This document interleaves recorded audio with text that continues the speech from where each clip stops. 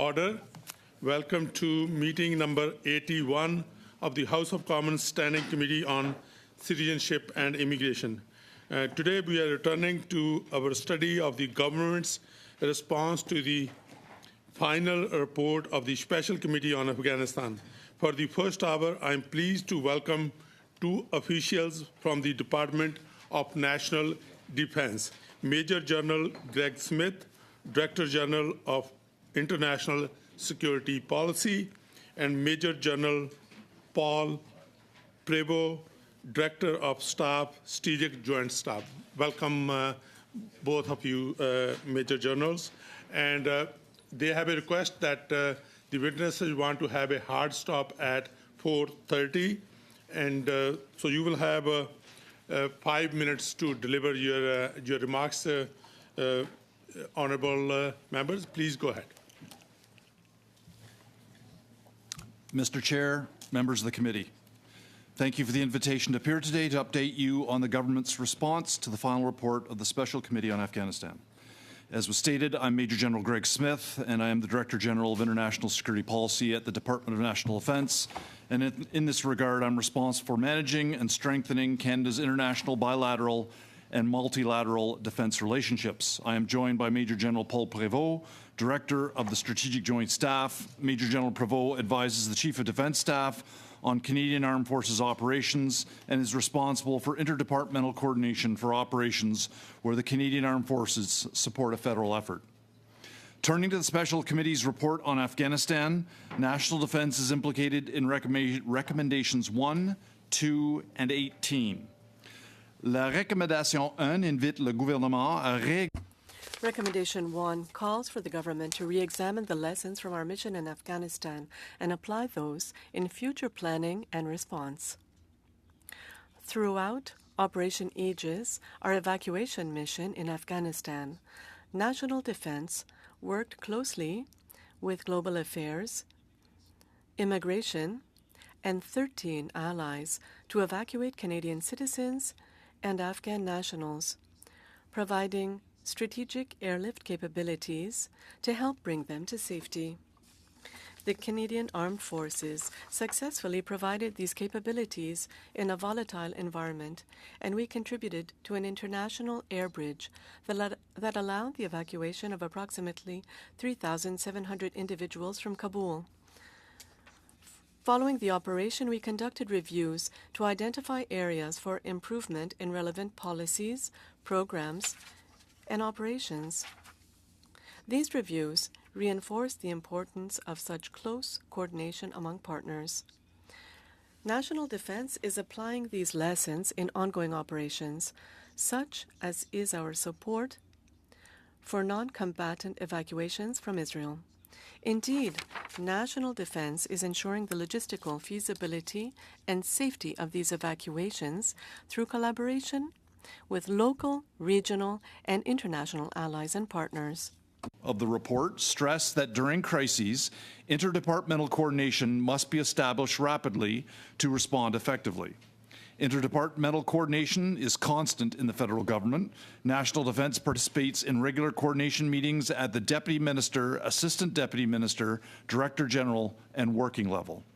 Ad hoc meetings are convened when a crisis is unfolding or seems imminent. La recommandation 18. Recommendation 18 concerns our support to federal efforts to assist those who supported Canada's mission in Afghanistan. We are collaborating with Immigration, Refugees and Citizenship Canada to help resettle 40,000 eligible Afghans by the end of 2023 by assessing whether applicants or their families had a significant relationship with national defense. We are proud of what the Canadian Armed Forces accomplished in Afghanistan and are implementing the report's recommendations in all activities to the greatest extent possible. Thank you for your time. Thank you, Major General Smith. Excellent timing. I'll be very strict with my time today and when I keep the clock. So first of all, we'll go to Honorable Michelle Rampel-Garner for 6 minutes. Please go ahead. Thank you, Chair. Major General Smith and Prevost, thank you for your service and thank you for being here today. As part of our study on Operation Aegis and the evacuation of Afghanistan, there were some significant irregularities that came to light regarding the issuance of template visa documents and facilitation letters via Senator Mary Lou McPhedran. I'm wondering if anyone from you or your broader staff authorized Mr. George Young, the former Liberal Chief of Staff, to the Minister to issue template visa documents to Senator McPhedran. General Smith, please go ahead. Or Major General Provo. Chair, I think the Director of Staff would like to respond to that, if that's okay. Thank you. Go ahead. Thank you, Mr. Chair. So we're aware of those allegations. Based on those allegations, we've done an internal review at Defense and Canadian Armed Forces. No officials inside Defense or Canadian Armed Forces were involved in the production, transmission of falsification letters, or facilitation letters, sorry. Thank you. Were any of your staff aware that Mr. Young had sent this document to Ms. Senator McPhedran? Through our internal review, Mr. Chair, none of our staff were aware of any facilitation letters being produced. Are you aware of any mechanisms that would be in place for someone like Mr. Young, a ministerial staff member, to issue official government documents to senators to use in this situation? Mr. Chair, not aware of any process for that regard. Did any of your staff receive any formal notification or any official communications when Mr. Young issued the document to the senator? Mr. Chair, we didn't receive anything. We only found months after, through those allegations, that facilitation letters may have been provided. So you did mention that you went through an exercise to undertake lessons learned, best practices. Unfortunately, this situation, I think, requires best practice. I find it unfortunate that there hasn't been sort of any consequences leveled. I know that's not within your staff's purview, but have you provided any advice to the government on things like tightening up protocols to ensure that that type of communication between ministerial staff and third parties in terms of issuing government documents, so that wouldn't happen again? Yes, Mr. Chair. With regards to facilitation letters and the process employed during Op Aegis, it would be probably for Immigration's Refugee Canada to look into those processes. I think the processes inside government to ensure there's a proper separation between the political staff and officials is in place. Honourable Member. Thank you. You know, for me, I do have a concern that what happened in that circumstance could have put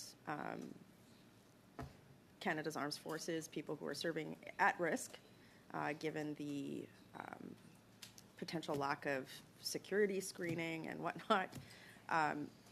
Has your staff, as part of your review, flagged any concerns in this regard to the government, and or put any or provided any potential measures in place to ensure that this doesn't happen again? Major General, again, please. Mr. Chair, so in the case of this operation, I'm not going to speculate for the Secretary of our Forces on the sole fact that facilitation letter may have been provided. For that operation, it was very fluid on the ground. As long as IRCC had a name to give us, and that the person presenting themselves around Hamid Karzai at airport was on the list that was provided by IRCC, these are the people that we had let through. I'm not too sure how the facilitation letters played in that system, but the people we let through the gate and let through all the way to another location were all vetted by IRCC. Honourable Member. Would you suggest that having security screening measures in place to ensure the safety of all personnel involved would be a prudent recommendation for this committee to make in terms of future operations? Thank you, Mr. Chair. Good question. Actually, that's exactly what we do. Right now, as you are aware, we're very involved in the crisis in the Middle East. There's been other instances, for instance, in Sudan last year, where we had to evacuate Canadian citizens, members of embassies, and the security protocols are in place, coordinated by the security agencies, IRCC, Global Affairs, to ensure that the members that get on Canadian Armed Forces airplane for further movement are all vetted by our security systems. Honourable Member. I guess there's just a bit of dissonance between that statement you just made and the previous one, saying that, you rely on IRCC. In the case of Operation Aegis, it was fluid. You were relying on IRCC to do some of the screening. Where does the buck stop right now in terms of screening? Is it IRCC? Is it you? And what sort of mechanisms are in place to ensure that there's information sharing and adequate? It just seems like there's a bit of a gap in those two statements.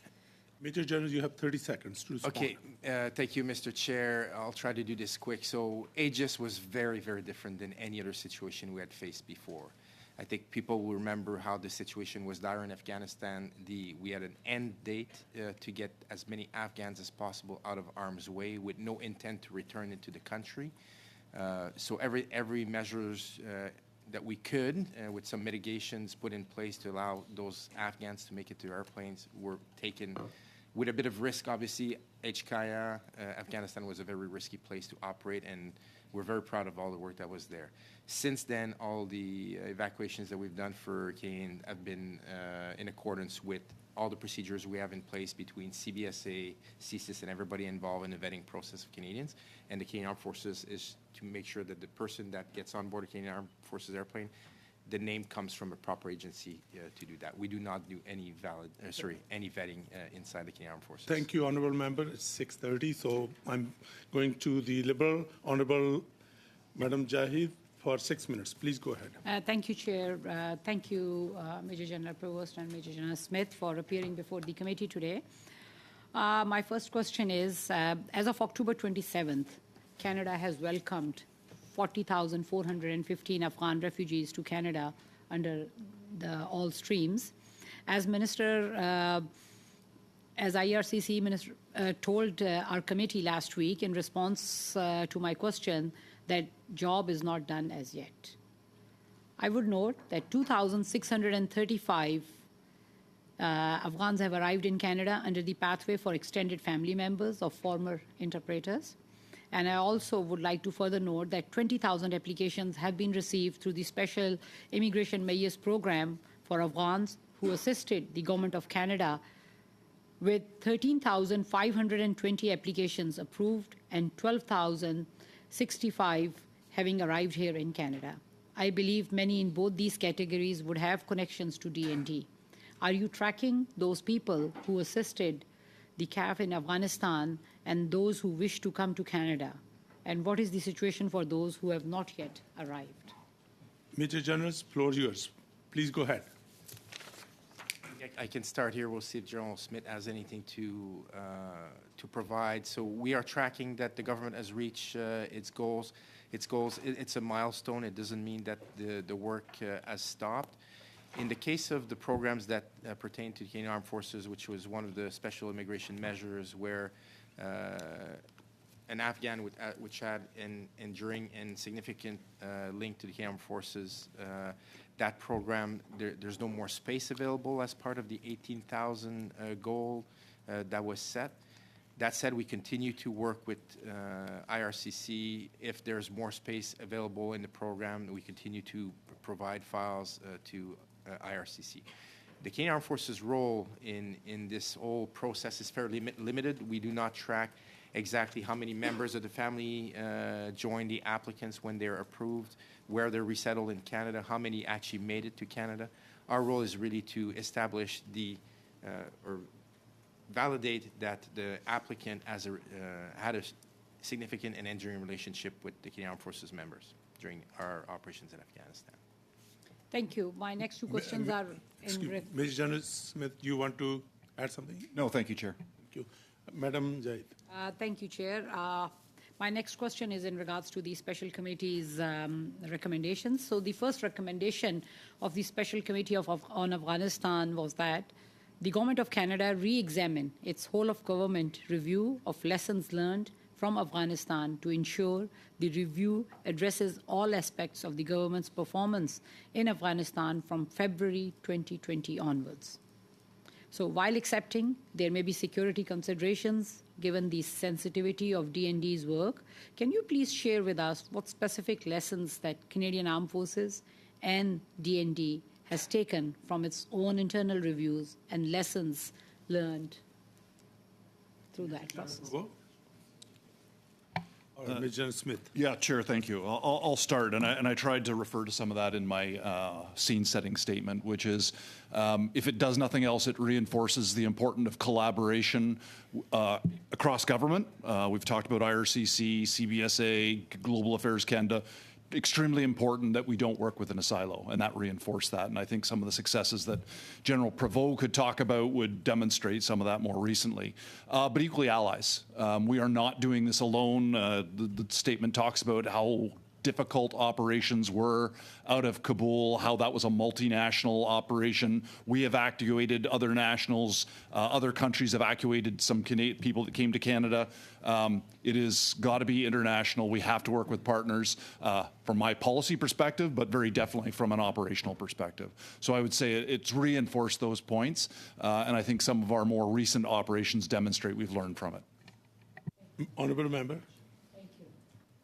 In recommendation number 18, the committee recommended that the Government of Canada instruct the Global Affairs Canada to assemble a whole-of-government team, including the Department of National Defence, to help bring Afghans to safety. The government agreed with this recommendation in principle in its response to the report. So could you please outline from a D&D perspective how this team has done its work and how it has gone? Major General. Mr. Provo, you want to go ahead? Yes, maybe two things I can say here. So we continue to help IRCC in the vetting process of Afghans that are applying to come to Canada. So that work has continued since the crisis started in August 2021. And we continue to be available to Global Affairs Canada, IRCC, for any other support they require in bringing Afghans home. So that's the first aspect of it.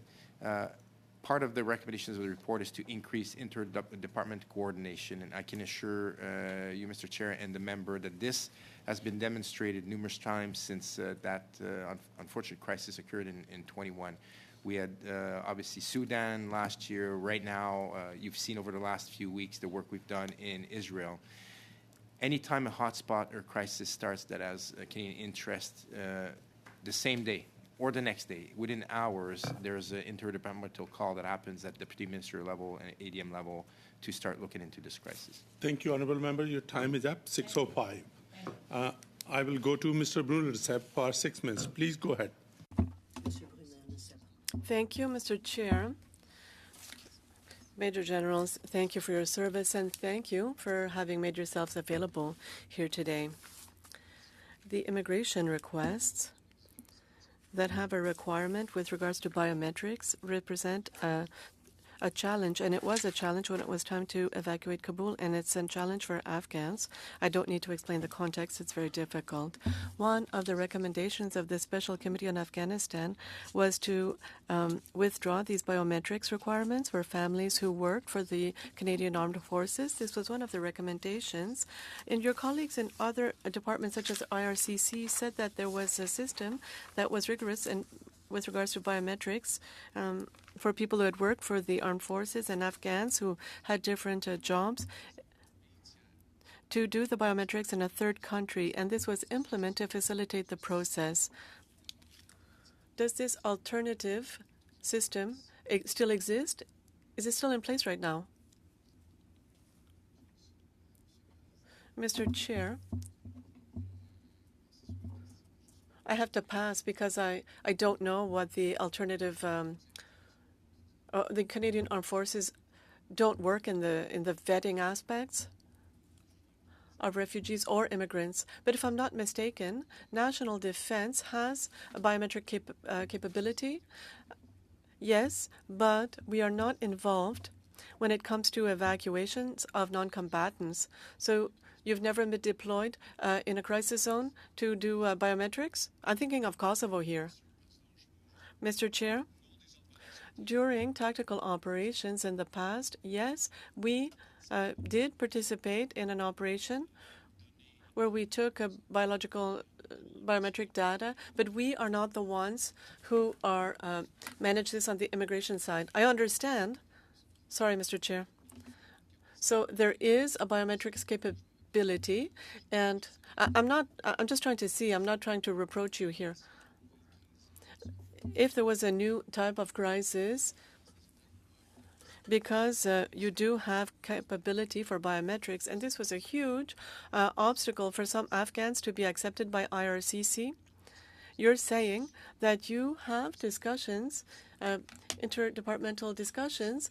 Has this already been raised to say, since you're frontline workers, since you have this biometric capability, wouldn't this be a way to help people who absolutely have to leave, who absolutely have to be evacuated, to no longer face this type of challenge for Afghans? This is the file that we're dealing with right now. Mr. Chair, I'm not aware of this. I'm going to ask some questions to see if this has been considered as an alternative. As Major General Smith was saying, biometric capability that we have is within the framework of our own operations against ISIS or others, but not in the framework of an evacuation of refugees or Canadian citizens. Now, DND has the authority to respond to colleagues. And we do this in many cases. But I will check and see if this has been discussed.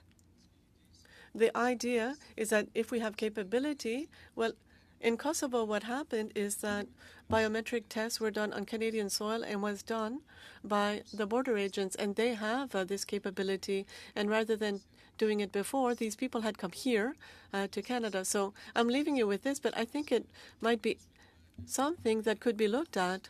This might be added to your services in a case of crisis. We're talking about a crisis here, not necessarily a non-conflict. It could be a natural disaster where people need to be evacuated immediately, and oftentimes you're there first. So it might be an extra tool that could be used to make sure that people are accepted in Canada more quickly. I heard you speak about pan-government meetings, or rather interdepartmental meetings on a punctual basis. Could you tell us how many times you met on the Afghanistan crisis? You said that you had meetings. I imagine there's a number. If you don't have the numbers today, could you submit the number to the committee, please? I'll help my colleague by saying that we have meetings very often. It happens at the ADM, at the DM level, at the director level, and also among the workers. So we're talking about hundreds of meetings here of information exchange with allies and pan-government exchange. So we're talking here about hundreds of meetings, honestly. I would really appreciate. Mr. General Smith, you done? Finished with the? Yes, thank you, Chair. Thank you. Honourable Member, please go ahead. Allez-y. Sorry, I landed from Japan in the middle of the night, so I'm sorry. Mr. Chair is correct. I think I have time for one last question. Yes, thank you. Seulement 20 secondes. Rapidement, on a proposé un plan. So a plan was proposed, a mechanism allowing IRCC in case of an international crisis. Does this exist? Does it exist at Global Affairs or not? Or at IRCC, rather? Do we have this type of emergency mechanism in case of international crisis? Could it help different departments to have discussions? Please. Mr. Chair, I'd be very interested. Excuse, en français. Well, I would be really interested to have any details of this proposal. I'll send them with pleasure. Thank you. Madam Kwan, for 6 minutes. Please go ahead.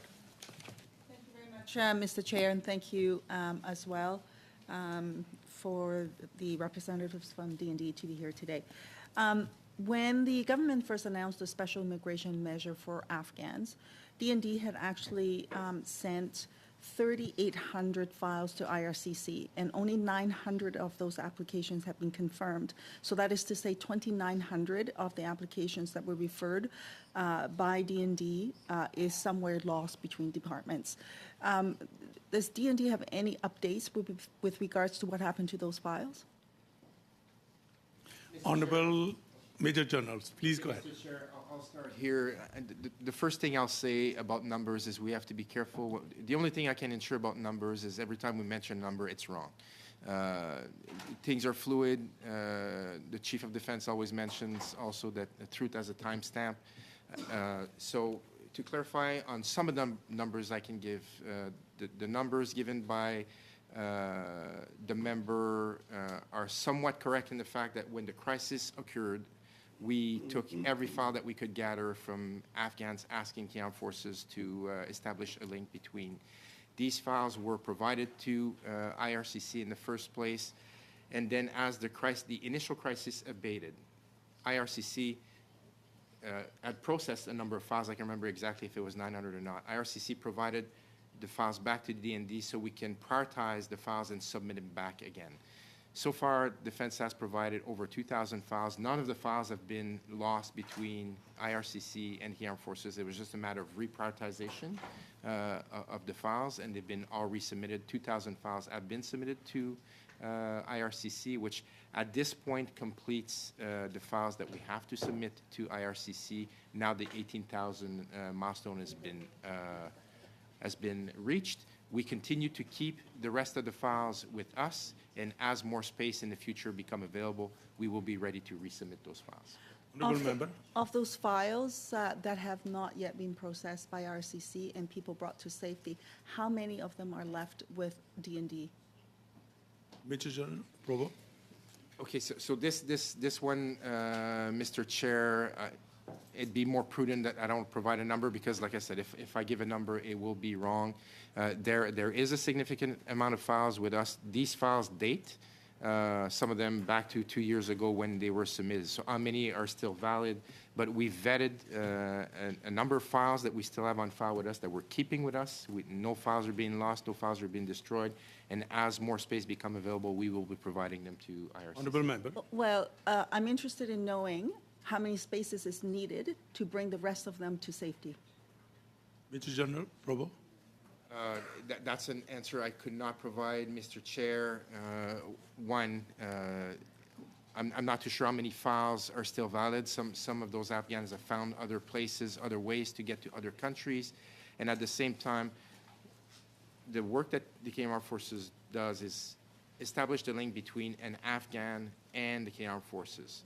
When that individual receives an invitation to apply, some of them rest unanswered, that is only one person of an extended family. They can come with 10 people, 12 people. So how many people total would come to Canada? I can't answer that question, Well, Mr. Chair. Honourable Member. I think what is important here is this. What I do know is that there are Afghans who served Canada, who was part of the mission, and their loved ones who have not made it to Canada, whose application was not even accepted. It's just floating out in the wind somewhere. And there are people who are still being persecuted by the Taliban whose lives are at risk. And so I'm just trying to figure out if DND actually have a record of how many of them that they submitted to IRCC have actually made it to safety. What I'm hearing is that we don't know, but there is a bunch of them that needs to get to safety, and that DND is waiting for IRCC to make available the space so that they can come to Canada and be processed and be able to get to safety.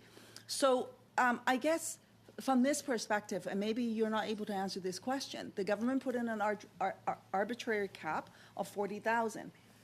That number has now been reached. Not everyone has made it to safety. That we know for certain, because I actually have files in my office of people who served Canada and their loved ones who could not get to safety. So my question then, would it be useful for the government to lift the cap and make that space available so that DND can continue to submit those files to IRCC and to bring those families and people who serve Canada to safety? Major General Provo.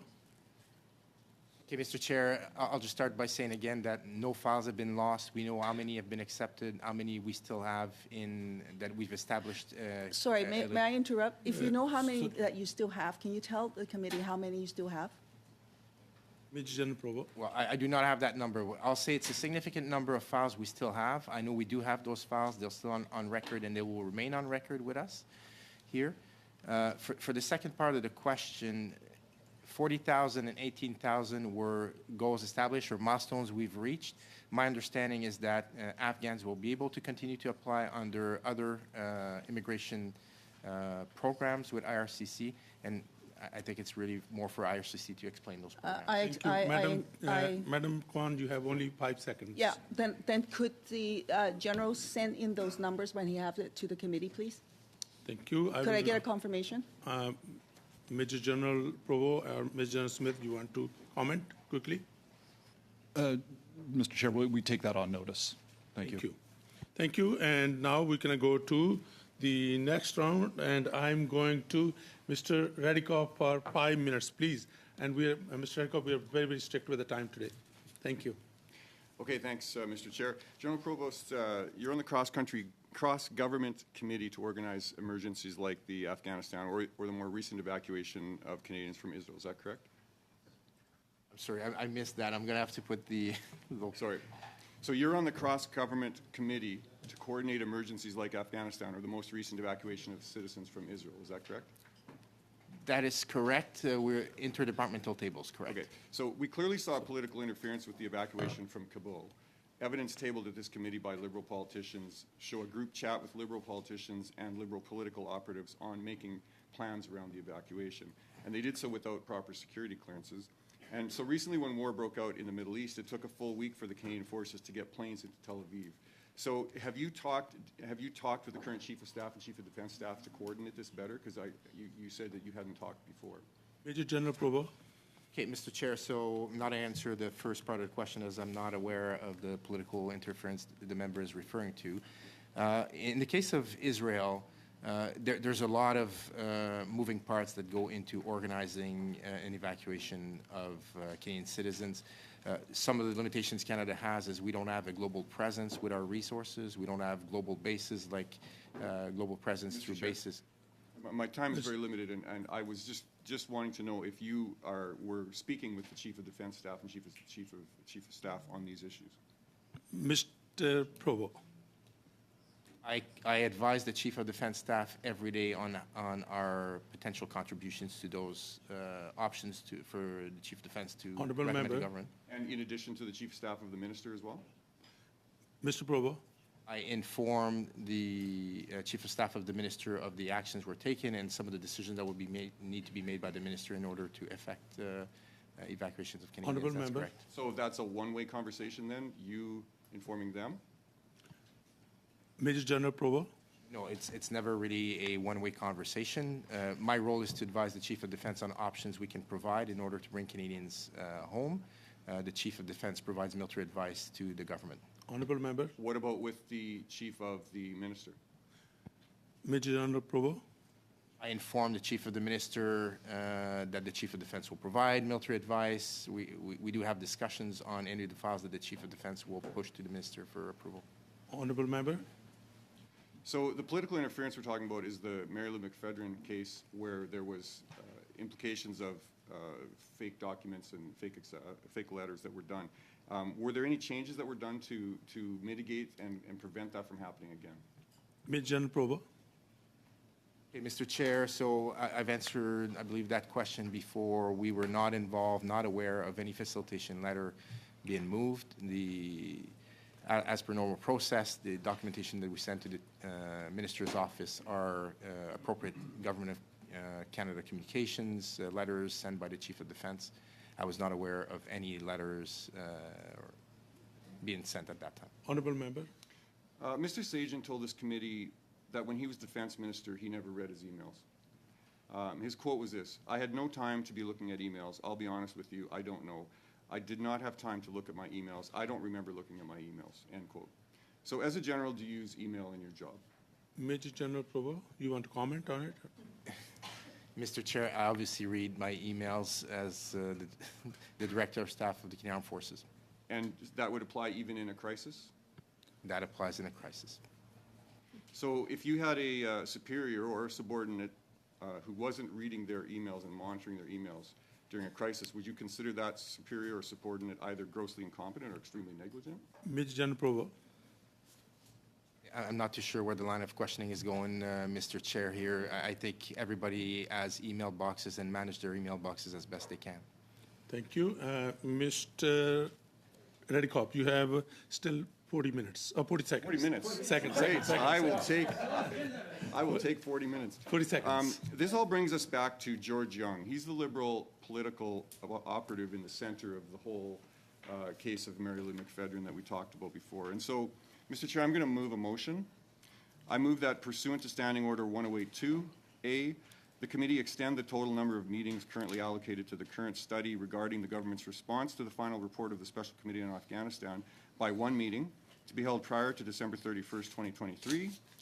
And B, Mr. George Young be invited to appear for 2 hours at a date and time to be fixed by the chair, but no later than December 31st, 2023, to discuss matters related to the current study. Now, Your time is up. this is a motion. Is there time on a motion? No. Is there time on a motion? There's not. You get to present your motion. We have to stop because we have major journals here. So if that is the bill of the committee, we can go to debate on this particular one. It's my will, actually, so. So you want the major journals to be dispensed? Well, or? actually, they were seemed a little unclear on the whole situation, so they'll probably learn some things during this too. So I think they should So probably I have stay list of and they can- speakers. I'll go to Madam Kwan, So, then Mr. Kumich. Excuse me, I don't think I've relinquished the floor yet. Oh, so- okay, sure, go ahead. So, we had talked at this committee, and the name of George Young had come up many times. And so when you look at, he was, of course, the Defense Minister Sajan's chief of staff during the evacuation of Kabul. And he was directly referenced in this committee by both Senator McPhedran and by Minister Sajan. And he sort of ended up becoming the nexus point, the center of everything that was happening with regard to the scheme that we have been studying. And so it's really critical, and we haven't had a chance to hear from him yet. And this is my point in this motion, because we're kind of going around the edges here, and we've heard different things from different people, but the fingers keep pointing back to George Young as the political operative, the chief of staff, who really was the one who was at the center of this whole issue. In some of the documents distributed to the committee by the clerk on May the 3rd, 2023, there's multiple emails between Mr. Young and Senator McPhedran CCing ministers of the current government about the fake visa facilitation scheme. So he was involved in many different communications that went on back and forth between Senator McPhedran and also as was said by the senator, that these emails CC'd many of the ministers involved in this here. And so the problem that we have is that we haven't been able to hear from the source of this. We've heard, for example, Mr. Sajan saying that he didn't read his emails. So, that's not terribly helpful in this thing, and I believe it's important that we hear from Mr. Young. No one has been able to answer the questions the committee has on these facilitation letters. And so, beyond the fake facilitation letters and if you recall, the senator talked about the one letter that said "try it," and that was him just suggesting to her that we don't know if this will work. This is an attempt. We're desperate to try to get around the system as best we can. And so, you know what? Here's a fake letter. Why don't you just give it a try? So that was the "try it" letter that Senator McPhedran referenced. And so these are things that we need to talk to Mr. Young about to make sure that we have the facts and we have the truth at the committee. On August 23rd, 2021, Mr. Young wrote the following in an email, quote, "Thank you, Senator. I'm putting it in the system. I will also ensure that Foreign Affairs is engaged to follow up, along with IRCC, so that all that needs to be done can happen simultaneously," end quote. And this kind of goes to the heart of the Afghanistan report and the study, because he was the nexus of this ad hoc government report, government response. So, how did this happen? How do we move forward? How do we prevent this from happening more? These are answers that we need to get. And so when I look at these facilitation letters. Yes, sir. I have everyone on the list. I won't stop you, but the reason is you still want the witnesses to stay. I think because time, we let them go then, because in 15 minutes, I don't think all of us will be able to finish that, because they have a 4:30 hard stop. So you agree with me to? Sure. Okay? So on behalf of the committee, I would, pardon? Who's next on the list? Oh, but, okay, so let me continue then. Sorry, Major Generals, it's a motion right now, so we'll be working on we'll be debating on the motion. So that's what it is. That's why I was saying I would like, on behalf of the committee, I would like to thank both Major General Provo and Major General Smith for you and answering in a very, very open and very clear way. We don't get to ask the And questions. thank you, very best to both of you. And with this, you are excused. And now we will continue with Mr. Radikop. Because I have everyone on the list. Yeah, no, just a point of order. Point of order? So, Chair, like we have the two major generals here, and like I think it would be important that we can have the round of questioning completed, and like if we can, it's not easy like to get those people, I think. Madam Jahid, good try, but the motion is on the floor, so I have no choice but to let the motion be debated. So that's why I thanked already the Major General Provo and Major General Smith. You are welcome to leave. Thank you very much again for the great answers, great input. Point of order, please. Go ahead. Yes, I would like from our colleague Brad Jacob, is it possible to circulate his motion in French? It's already been, it's coming right now. If you can give us few minutes, and it will come to you. So I would ask to stop discussing until we get it in French, please, because it's a delicate issue. You okay with that? I will suspend the meeting for 2 minutes. Then. Thank you.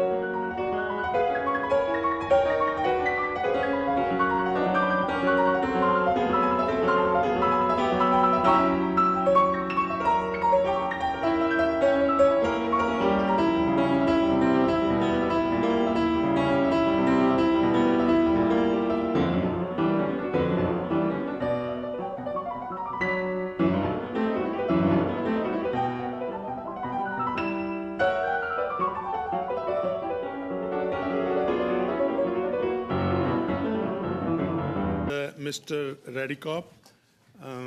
Mr. Radikop, you had a question?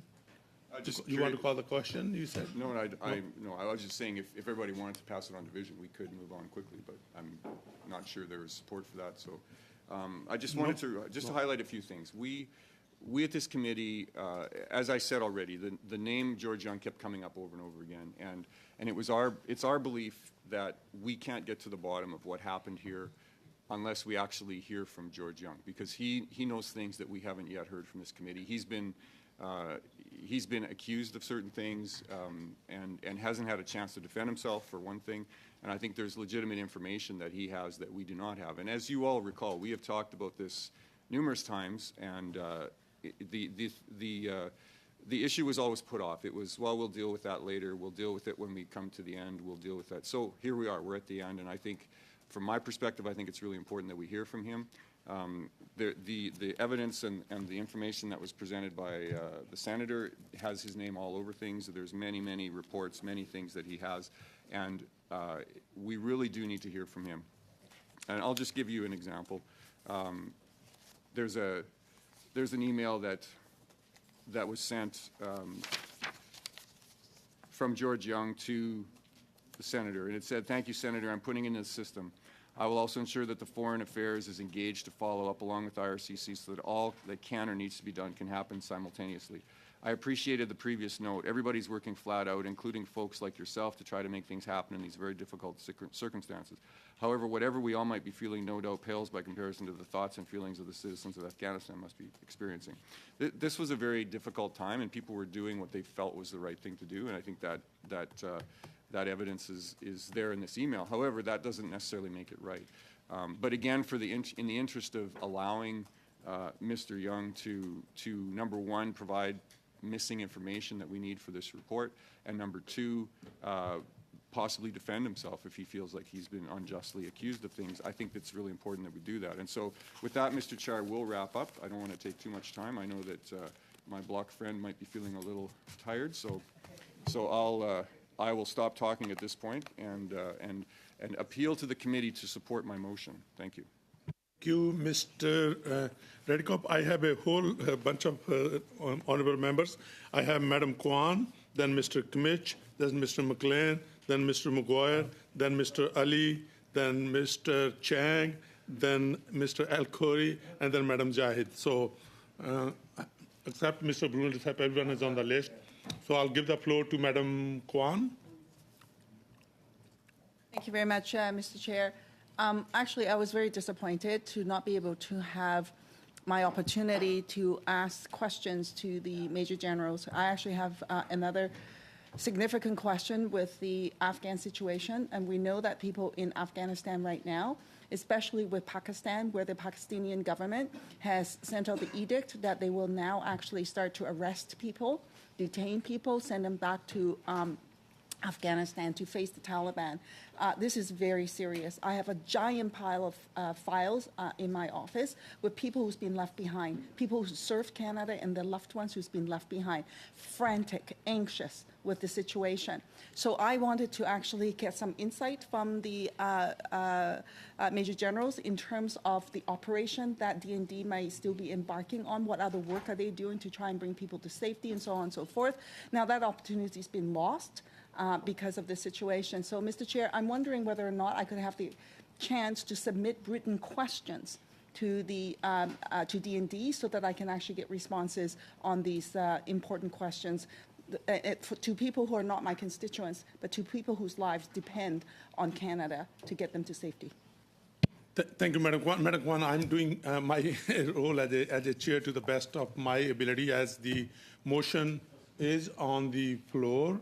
So I have to respect that, and that's where we are doing the discussion on the motion that has been circulated in both official languages.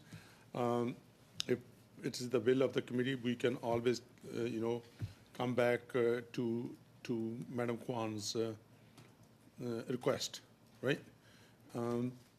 Right now, I have the other members on the list before you, Mr. Radikop. I have Mr. Kmich now.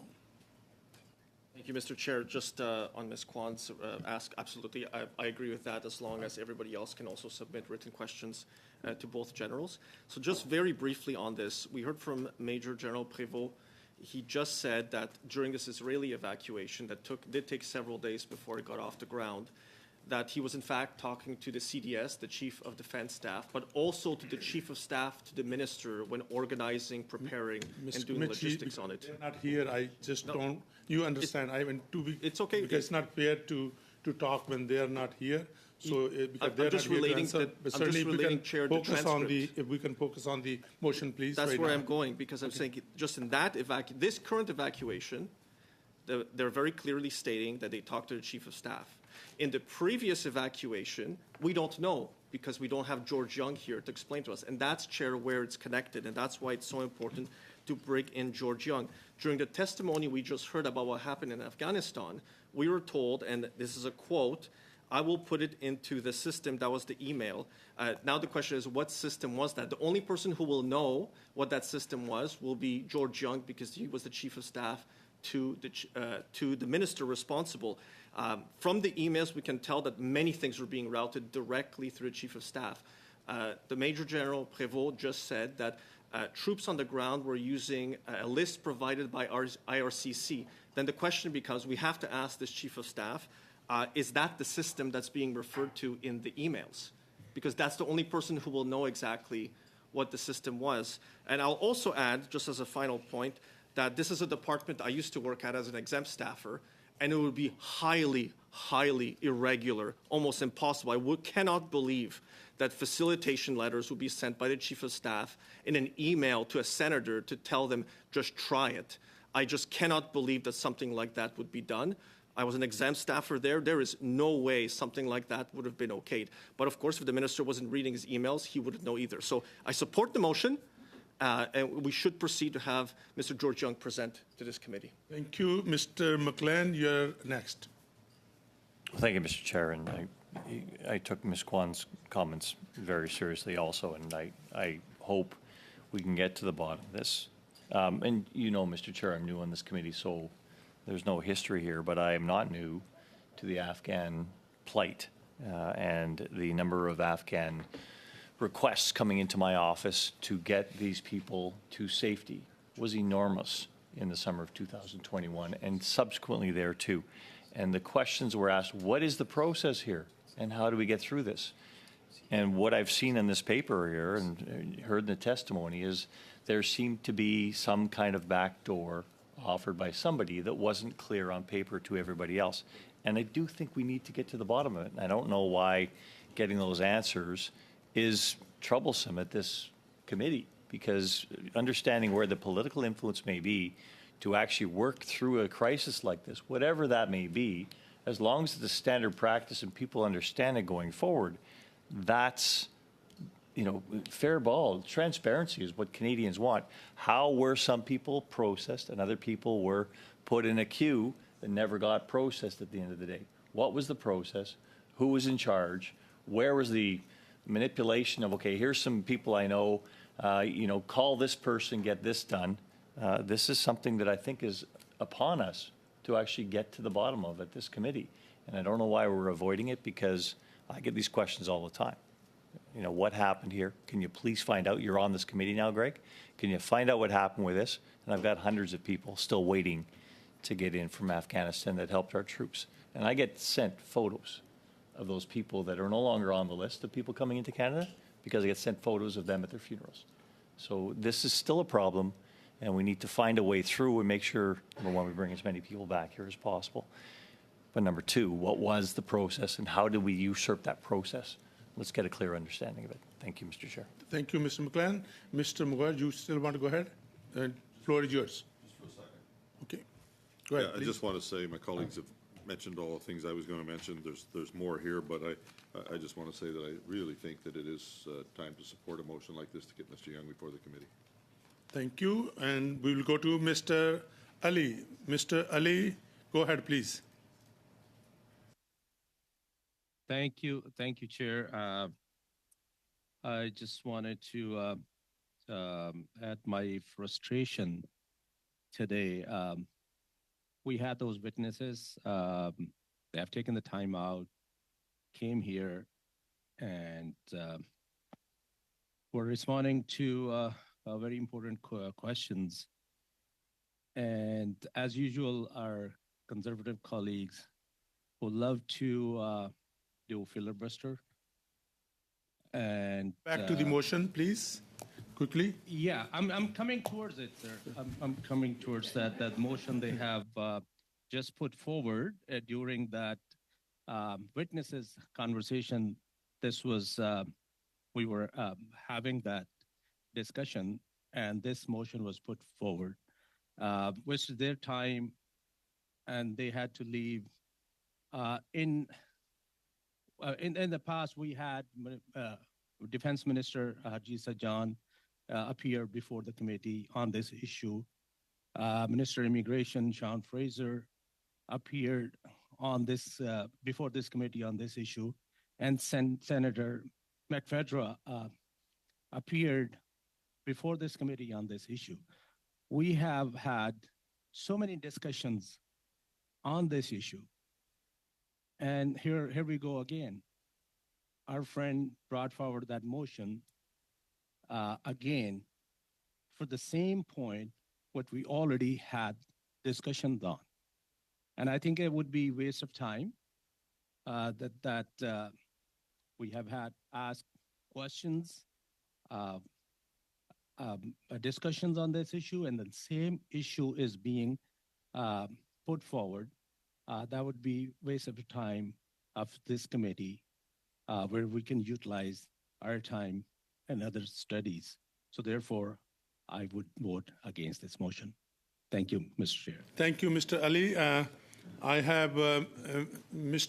Redikoff was asking for the vote, but your name is on the list. Mr. Chang, then Mr. Al-Khoury, and Madam Jahed. If you don't agree with Mr. Redikoff to go for a vote, then you can take the time. You can go for the For the vote? Yeah. Okay, I will call the clerk to ask for the vote, please. Question is on the motion. Mr. Ali. Against?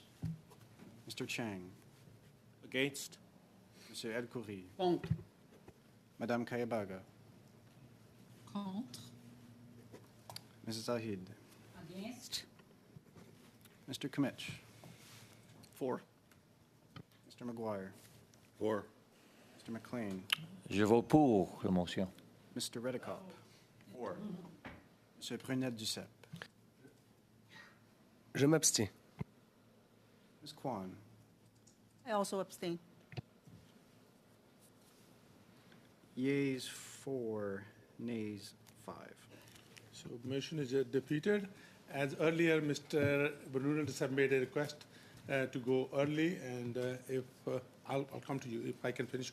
So he want to, he was in Japan. I'm sure every member will accommodate that. And with the last speaker, if I can give Madam Kwan a few seconds here, then we will adjourn the meeting.